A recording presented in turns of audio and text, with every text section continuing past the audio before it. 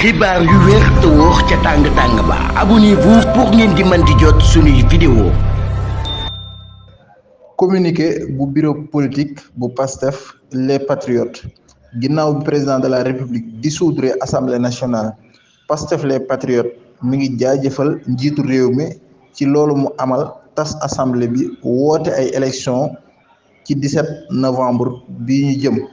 muy xamle ni nag loolu njiitu réew mi def tegu ko ci bëgg-bëggam waaye daf ko teg ci ndeyu sartu réew mi muy constitution bi. Pastef les patriotes mi ngi rafetlu delloo gi ñu delloo kàddu gi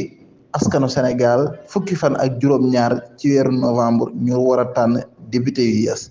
Pastef les patriotes ba léegi mi ngi jaajëfal groupe parlementaire bu yeewi askan wi bi Pastef bokkoon di leen jaajëfal ci taxawaay bi ñu taxawee ñaari at yi ci assemblée nationale jaajëfal gi nag ñi mu ko gën a def bokk na ci. ginnaaw député yi mu bokkal groupe parlementaire waaye mi ngi jaajëfal député yi nga xamante ni ñoom la bokkal parti muy parti bii di Pastef les patriotes ci taxawaay bi ñu taxawoon ci ñaari at yi ñu nekk foofu la ci assemblée nationale mu nekkoon ñu doon jàmmaarloo ak régime boo xamante ni dafa doon noot sénégalais yi ñu xeex ba jëlee ko fi le 24 mars 2024. tas gi ñu tas assemblée nationale nag dana joxaat askan wi ngir ñu mën a tànn député. yoo xamante ni danañ taxaw ci seen ay bëgg-bëgg dem ca pencum ndaw réew ma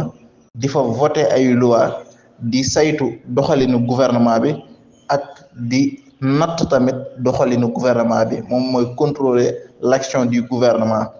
ba tey ci communiqué bi nga xamante ni moom la bureau politique bi génnee te ni majorité bi nga xamante ni moom moo fi nekkoon ci assemblée nationale muy Benno Bokk Yaakaar dañoo taxawee woon taxawaayu sabotage ngir saboter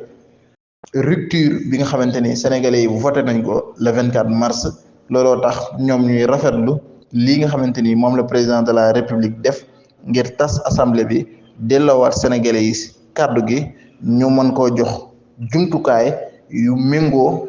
ak li mu leen proposé ba ñu jënd ko ak 54,28% le 24 mars 2024 mooy rupture bi mu leen jaay te ñu jënd ko ñu jox ko majorité bu mu mën a doxalee yéene yooyu nga xamante ni tegoon na ci seeni loxo ba sénégalais yi ànd ak moom ci yéene joojule